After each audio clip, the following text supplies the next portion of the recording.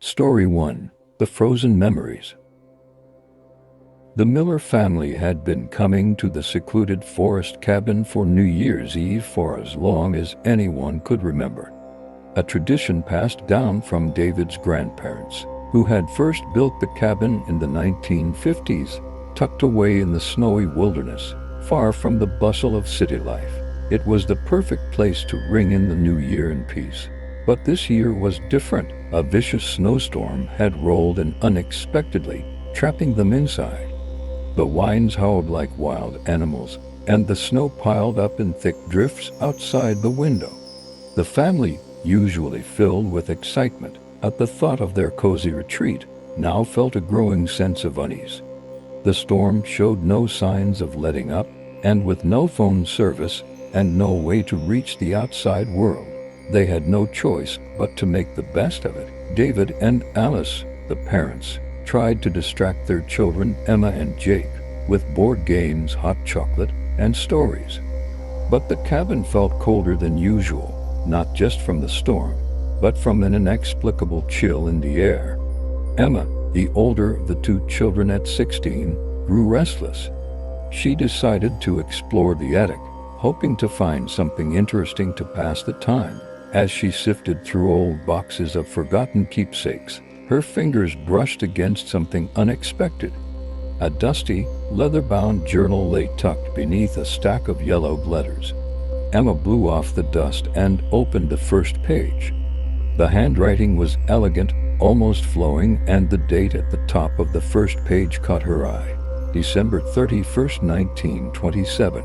The journal was dated a full 70 years ago, belonging to none other than her great-grandmother, whom she had never met. Emma couldn't resist.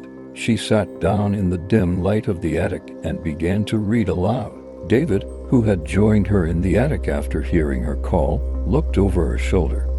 "What is it?" he asked, his voice laced with curiosity.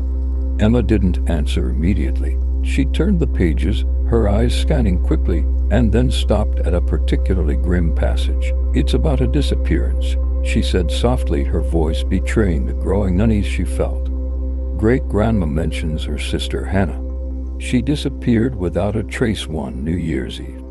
David frowned. "I've never heard anything about that." "What happened?" Emma read aloud, her voice shaking as she went through the chilling details. In the journal, great-grandmother talked about how her family had been celebrating the holiday together, just as the Millers were now. It was a time of joy and laughter, until something sinister happened. Hannah, who had been just 16 at the time, had gone out to fetch more firewood for the stove, but she never returned. Search parties were sent out, but no sign of her was ever found. Not a trace. It was as if the forest itself had swallowed her whole. The journal detailed the family's increasing anxiety as the days passed. On the third day, when they thought they could bear it no longer, an eerie sound was heard from the woods, a sound that had not come from any animal or storm. It was the sound of crying. Great-grandmother wrote that she had heard it herself, but no one believed her. It was said that Hannah's soul had been taken, perhaps by something darker than they could comprehend. The journal grew more desperate as it went on, speaking of unnatural occurrences, objects moving on their own, flickering lights, and shadows darting at the edges of the family's vision. But perhaps most disturbing of all was the journal's final entry, which spoke of voices in the night calling to her great-grandmother to join them. As Emma read the last line, the room seemed to grow colder. She shivered and looked around, as though expecting someone or something to be standing behind her. "I don't like this," she muttered, closing the journal and setting it down. David, who had been quiet for a long moment, finally spoke. "We need to find out more. We can't just leave it like this. Let's go see the old cemetery tomorrow, look for some answers." Alice, who had joined them in the attic, nodded. "It's just a story, right? I'm sure there's a reasonable explanation." But something in her voice faltered. As the evening wore on and the wind howled outside, it became harder to ignore the strange feelings growing within the house. The storm raged on, But it was the feeling of being watched, observed from the shadows, that unnerved the family most. No one spoke of it, but they all felt it. Later that night, as they settled into bed, the sound of creaking floorboards echoed down the hallway. David, who was still awake, frowned and looked at Alice. "Did you hear that?" Alice nodded, her face pale. "It's just the house settling." But David wasn't convinced. He got out of bed and walked quietly down the hallway toward the living room. The wind outside roared louder than ever, but there was something else, something wrong. He could feel it in his bones. The following day, after a restless night, the Millers made their way to the cemetery. The road was nearly impassable due to the storm, and the snow clung to the trees like ghosts. It was a somber journey, with each of them lost in thought about the journal and its eerie contents. The cemetery was old, its gravestones weathered and broken, barely standing against the harsh winds. They found Hannah's grave easily enough. It was near the back of the cemetery, beneath a large oak tree that looked as though it had been standing there for centuries. David knelt down before the gravestone. The name Hannah MacArthur was etched deeply into the stone, but there was no date of death, just the year 1927, the same year she had disappeared.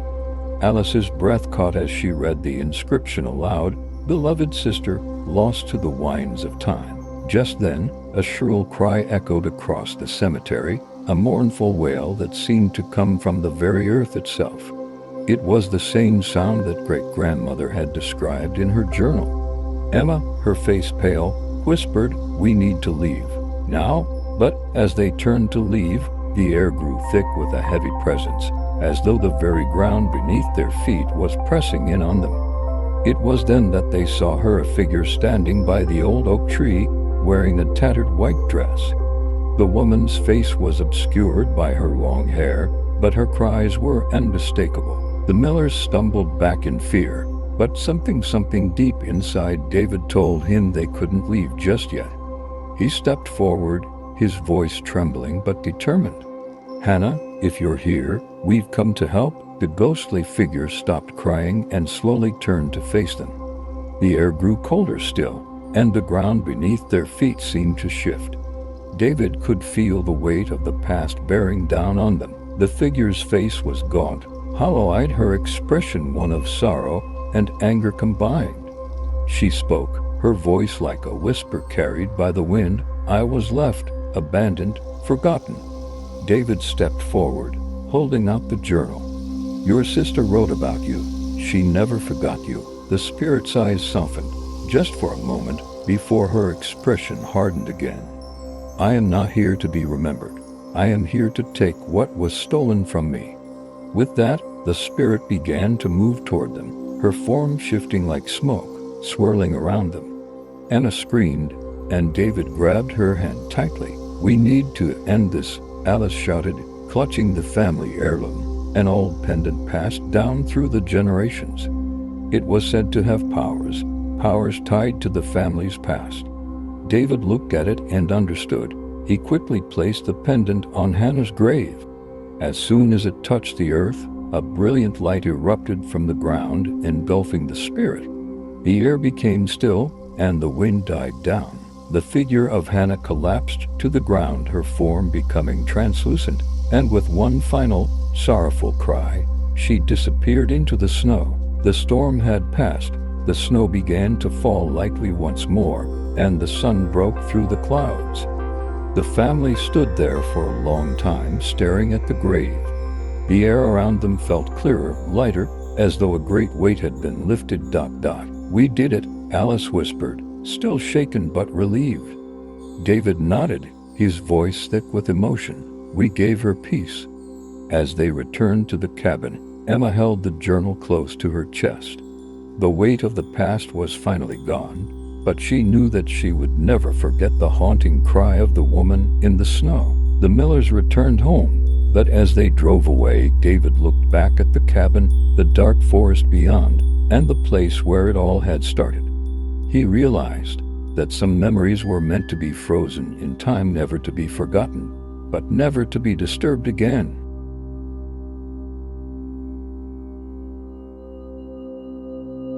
Story 2: The Lost Wedding. Anna and Tom had planned their wedding for months. It was supposed to be intimate, just the two of them, surrounded by nature, on New Year's Eve, in a secluded location far from the noise of the world. They'd chosen a remote, picturesque area in the mountains, where they could be alone and celebrate their love in peace. There was no guest list, no elaborate decorations, just the two of them, their vows, and the serenity of the wilderness. The weather had been uncooperative, with heavy fog rolling in that morning, but Anna insisted that nothing would ruin the day. "It's just a little fog," she said, her eyes sparkling with excitement. "It'll make the day even more magical." Tom, though a little more cautious, agreed. The two of them, along with their best friend Rachel, who was also their photographer, set out on the winding road that would take them to the wedding site. The fog grew thicker as they drove, until they could barely see a few feet ahead. Rachel, sitting in the back seat with her camera, peered nervously through the window. "Are you sure this is the right road?" she asked. "I mean, the GPS is saying we're on the right path, but..." Tom glanced at Anna, who was staring out the window, clearly lost in thought. "We're fine. Just a little fog. We'll be there in no time." However, as they continued down the narrow, twisting road, they realized they had missed a turn somewhere. The GPS had stopped working, and the fog was so thick that even the trees seemed to vanish into it. There was no sign of civilization, just endless white mist. Anna began to feel a growing sense of unease. "Maybe we should turn around. This doesn't feel right." But just as she was about to suggest heading back, they came upon an old, decrepit church that appeared out of nowhere, as if the fog had conjured it up from the ether. It was surrounded by a low stone wall, the entrance framed by creeping ivy and long-forgotten carvings. The steeple was broken, and the windows were shattered, but it looked oddly serene in the ethereal glow of the fog. Tom and Rachel exchanged glances, uncertain. "This place doesn't look like it's in any wedding brochure," Rachel joked, though her voice held an edge of nervousness. Anna, however, felt an irresistible pull toward it. "This is it. This is perfect," she said, her voice full of wonder. "We can get married here. It feels like fate." Tom hesitated but agreed, and they all stepped out of the car. The fog pressed in around them, almost as if it was guiding them toward the entrance. The interior of the church was dusty and neglected, with pews that had long since lost their varnish, and a cracked altar that seemed to sag under the weight of time. But there was something strangely beautiful about the ruin, something that made Anna's heart beat faster. It was perfect for their private wedding. As Rachel set up her camera, Anna and Tom exchanged their vows, their voices echoing through the empty space. The church felt alive, almost as if it had been waiting for them. As Anna said the final words of her vows, the air grew colder, and a shadow seemed to flit past one of the broken windows. Rachel noticed the change in temperature and shivered. "It's getting cold in here," she said, rubbing her arms. But Anna smiled, oblivious to the chill. "It's perfect," she repeated. "I feel like we're part of something timeless here." As the ceremony concluded, and Anna and Tom kissed beneath the cracked stained glass windows, the ground beneath them trembled ever so slightly. It was as though the church itself was shifting. They didn't think much of it at first until they heard the sound. A faint, high-pitched whisper echoed through the walls of the church. It was so soft at first that they almost thought it was the wind, but then it grew louder, a wordless, haunting melody that filled the entire space. Anna's smile faltered, and she looked toward Tom, whose face had gone pale. "Did you hear that?" he asked, his voice barely above a whisper. Rachel, who had been setting up the camera for a few shots, turned toward them, her expression tense. "What was that?" Before anyone could respond, the door to the church slammed shut with a deafening bang. The door had been locked, and the air inside the church had turned thick and heavy. Anna felt her heart race as the whispers became clearer, now distinctly malevolent. The temperature dropped sharply, and she could see her breath in front of her face.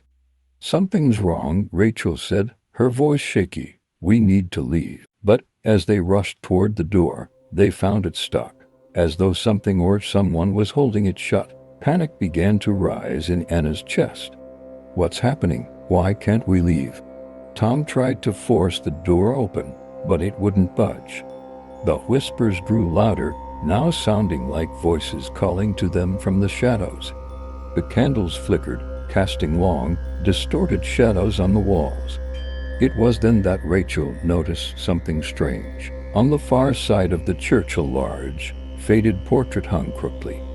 It depicted a bride and groom, an old-fashioned couple dressed in wedding attire. The bride had a sorrowful expression, her eyes hollow, her skin pale. The groom stood beside her, his face obscured by shadow. Rachel's eyes widened as she realized the truth. It's them," she whispered, her voice trembling. "What do you mean?" Anna asked, turning toward her. "The couple in the painting," Rachel said, pointing to the picture. They were married here, but they were never able to leave." As Rachel explained, the story of the church's tragic history began to unfold.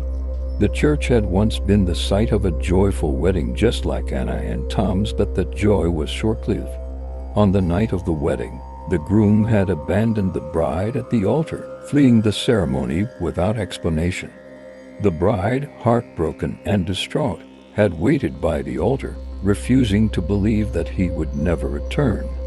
Her spirit remained trapped in the church, and it was said that anyone who entered with pure intentions to marry would be trapped with her, unable to leave until they understood her sorrow. Anna, Tom, and Rachel were now fully aware that they were not alone in the church.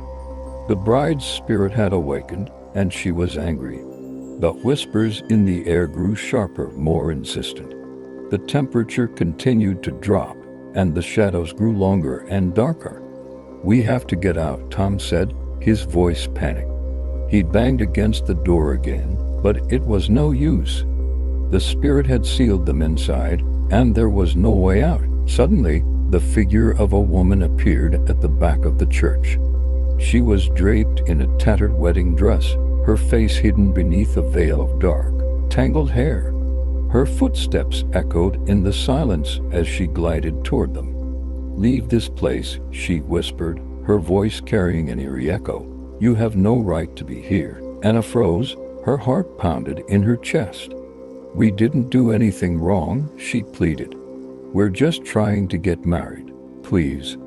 But the woman's expression turned cold, and her eyes dark as the deepest night locked onto Anna's with a gaze that pierced her soul. "You cannot leave. You will never leave." The spirit of the bride was angry, but she wasn't finished with them yet. As Anna and Tom backed away, the air around them seemed to constrict, and the ground began to shake. The church trembled, its foundations groaning under the weight of a centuries-old curse. They were trapped in a nightmare of love and loss that they couldn't escape from. Rachel, who had been frantically searching the church for any way out, suddenly stopped. Her eyes fell upon the altar where an old, weathered book lay open. It was a ritual book, and she could barely make out the words printed on the yellowed pages. "Wait," Rachel said, her voice urgent. "I think I found something." Anna and Tom rushed to her side as she flipped through the pages. The book described an ancient ritual, a way to break the curse. It was a dangerous ritual, requiring the sacrifice of something deeply meaningful to the couple. Only by offering their wedding rings, symbols of their eternal bond, could they escape the church alive. "No," Anna said, her eyes welling with tears. "Our rings, they're all we have left of this day." Tom took her hand gently. "It's the only way out," he said.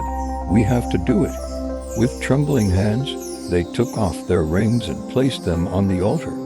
As soon as the rings touched the stone, the church began to rumble. The spirit of the bride screamed in fury, but the walls of the church began to crack, and the shadows that had once swarmed around them receded. The door to the church finally burst open. The fog had cleared by the time they emerged from the church. The sun was beginning to rise, casting a soft light on the ruined structure behind them. They had escaped barely, but the memory of the bride's ghost would stay with them forever. As they drove away, the church fading in the rearview mirror, Anna and Tom held each other tightly, both shaken but relieved. Rachel, who had been silent for most of the drive, finally spoke. "We got out," she said, her voice thick with disbelief. "But what if she's still out there?" Anna looked at Tom, her hand resting on his. "We can never go back," she whispered. "Not ever," and they never did.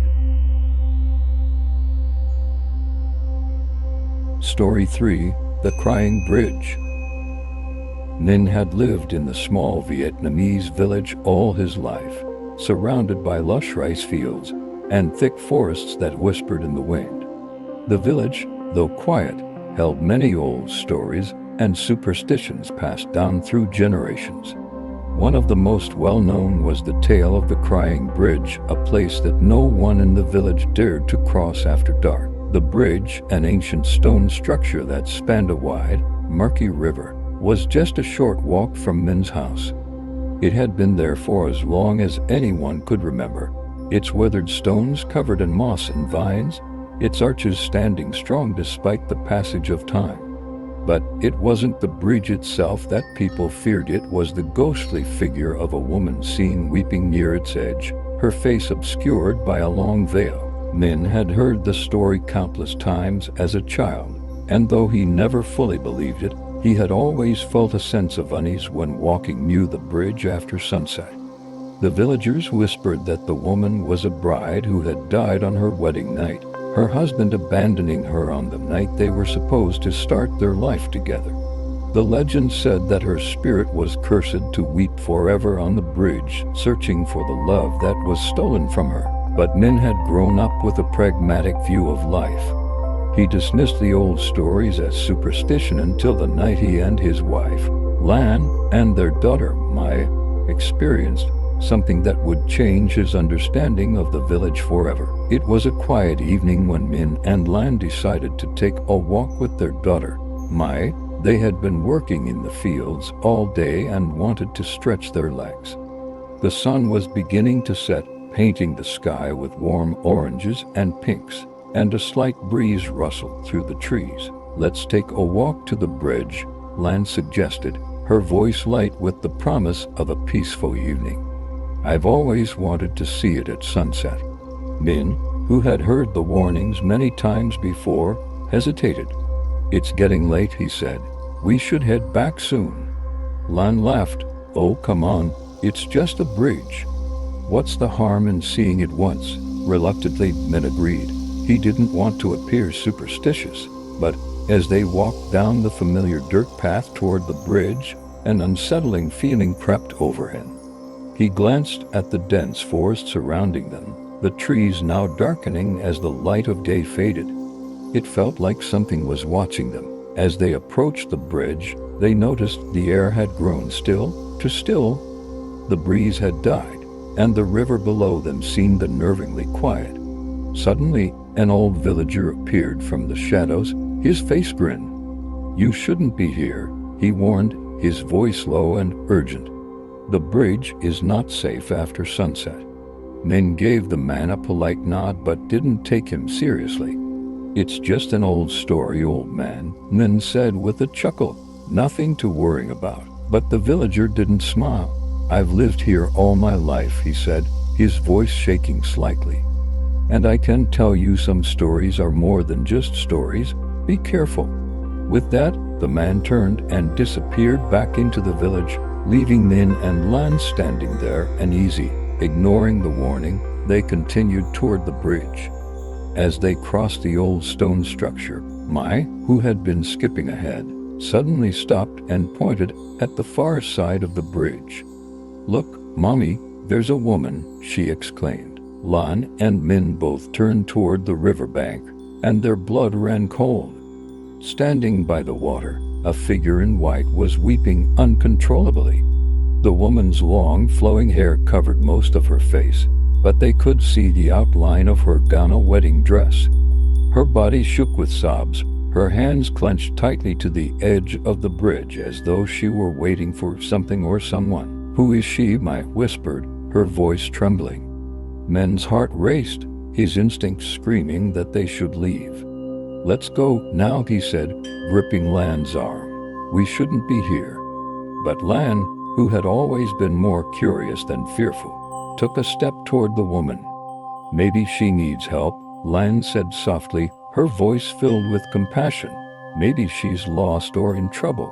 "No," Min grabbed her arm, pulling her back. "That's the ghost. That's the one they talk about. We need to leave now." As Min urged them to turn back, the woman's sobs grew louder, more desperate. Lan, shaking free from Min's grasp, took one more step toward the figure. "Please, stop," Min shouted, his voice filled with panic. But as Lan took that step, the woman's head lifted, and the veil lifted with it, revealing a face that was as pale as death. Her eyes were hollow, black as the deepest abyss, and her lips curled into a silent scream, her mouth frozen in a soundless wail. The air grew colder. Lan froze, her body trembling. Her hand slowly reached out as if in a trance, but just as she was about to touch the woman's cold, ghostly hand. "Mommy, Mommy," Mai screamed, pulling on Lan's sleeve. Lan snapped out of her trance, and with a final glance at the woman's empty eyes, she grabbed Mai's hand and ran. Min grabbed Lan, pulling her toward the safety of the village, his heart pounding in his chest. The sound of the woman's wailing followed them, but they didn't dare to look back. When they finally made it back to their home, Lan was pale and shaken. Her body was covered in a cold sweat, and her hands trembled as she held on to Mai. "What was that?" she whispered. "What happened?" Min, too, was shaken, his mind racing. He had heard the stories, but seeing it for himself, it was something else entirely. That night, they stayed awake, the terrifying image of the crying woman haunting them. The sound of her wailing still echoed in Min's mind, and he couldn't shake the feeling that something was following them. In the morning, Min decided to go to the village elder, who had lived through many generations of stories. He needed to know what had really happened to the bride on the bridge. The elder, a woman in her late 80s, listened intently as Min told her about their encounter. When he finished, she sighed deeply, her eyes filled with sorrow. "You've seen her?" Then the elder said softly. "The bride." Min nodded, his voice tight with fear. "Who is she? Why is he there?" The elder looked out the window, her expression distant. "A long time ago, there was a wedding at the bridge. A young woman, beautiful and full of hope, was to marry the man of her dreams.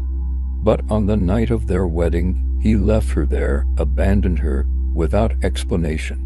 She waited for him all night, weeping by the river, but he never returned." The elder paused, her voice dropping to a whisper.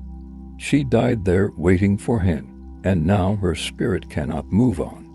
She wanders the bridge crying for the love that was stolen from her, and any soul who crosses the bridge after dark is cursed to feel her sorrow." Min's heart sank as he realized the true depth of the curse. "But how do we stop it? How do we help her?" The elder's eyes darkened. "You cannot. Her sorrow is endless. All you can do is avoid the bridge, and never, ever go near it at night." Over the following days, Min couldn't shake the feeling that something was still with him. Lan grew quieter, her nights restless. And Mai, though she had been the most frightened, began to speak of seeing the woman in her dreams. One evening, as the sun began to set, Min found himself walking toward the bridge again.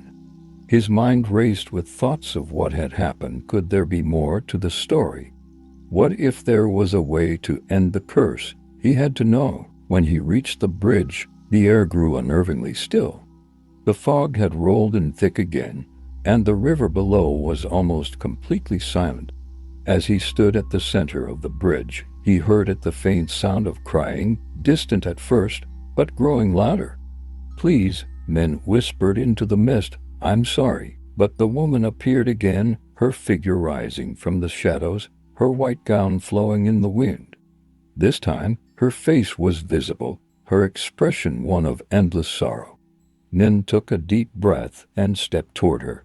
"I can't give you back what you've lost, but I can pray for you," he said, his voice breaking. "May you find peace, and may your soul be free." The woman's hollow eyes met his, and for a moment, the air around them seemed to soften. Then, with a final, heart-wrenching cry, she disappeared into the fog. Nin stood there for a long time, waiting for something to change. But when he finally left the bridge, the sorrow that had gripped him for days seemed to lift, and the air felt lighter. The curse of the crying bridge had not been lifted, but Nin had learned that some sorrows could never be erased. They could only be faced with compassion and left behind.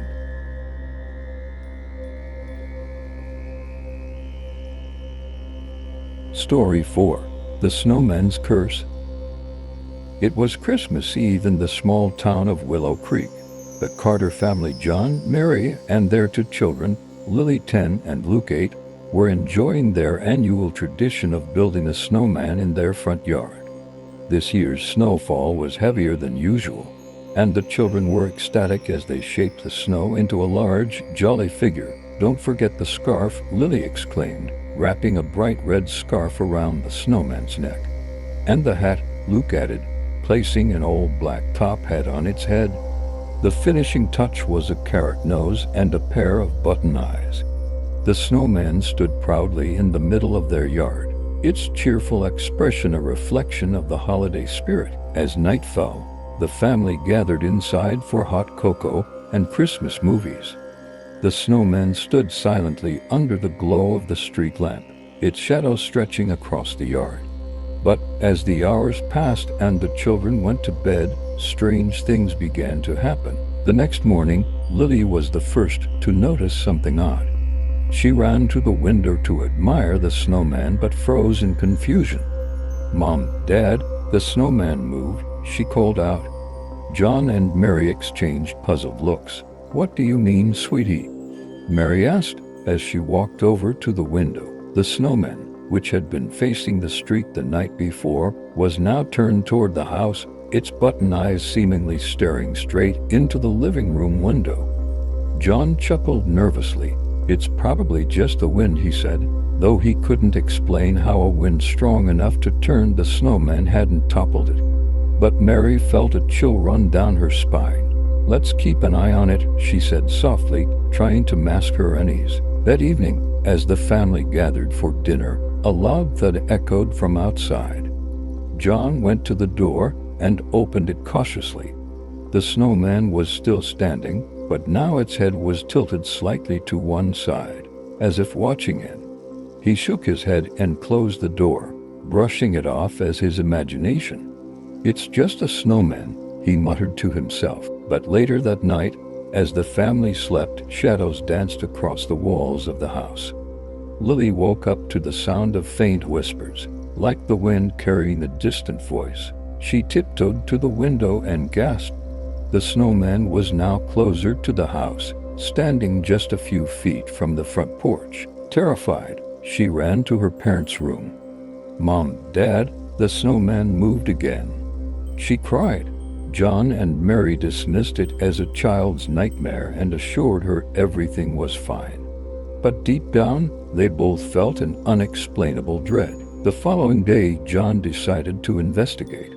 He brushed off the snowman, revealing something odd beneath its surface.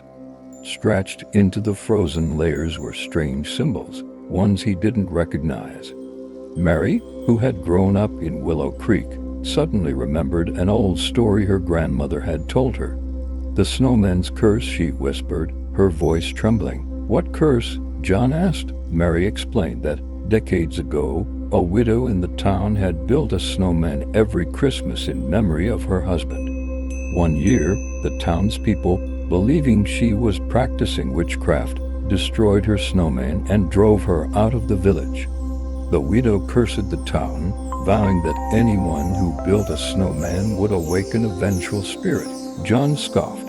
"That's just an old wives' tale." But Mary wasn't convinced. "What if it's true? What if we've brought something back?" That night, the snowman's presence grew more sinister. The family heard heavy footsteps outside, circling the house. Lily and Lou cuddled together in their room, too scared to sleep.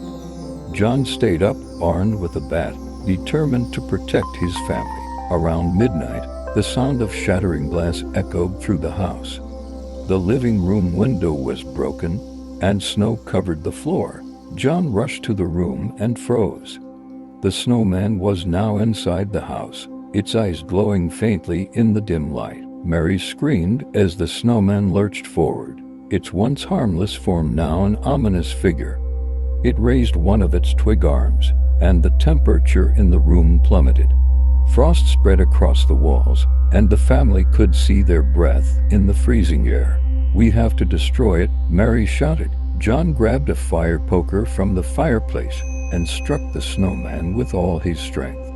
The blow shattered part of its torso, but it quickly reformed, the snow pulling itself back together. The family realized that brute force wouldn't work. Mary remembered the symbols on the snowman and ran to grab the family's Bible. She recited a prayer while John and the kids distracted the snowman, throwing objects at it to keep it from advancing. As Mary finished the prayer, the snowman let out an unearthly wail, its body crumbling to the floor in a pile of ash-like snow. The temperature in the room returned to normal, and the oppressive presence lifted. The next morning, the family cleared the remnants of the snowman from their house. They vowed never to build another snowman again. But as they packed away their Christmas decorations, Lily found a single, small snowball in her room. It was cold to the touch, and as she picked it up, she heard a faint whisper, "I'll be back." The Carter family left Willow Creek the following year, but the memory of that cursed Christmas haunted them forever.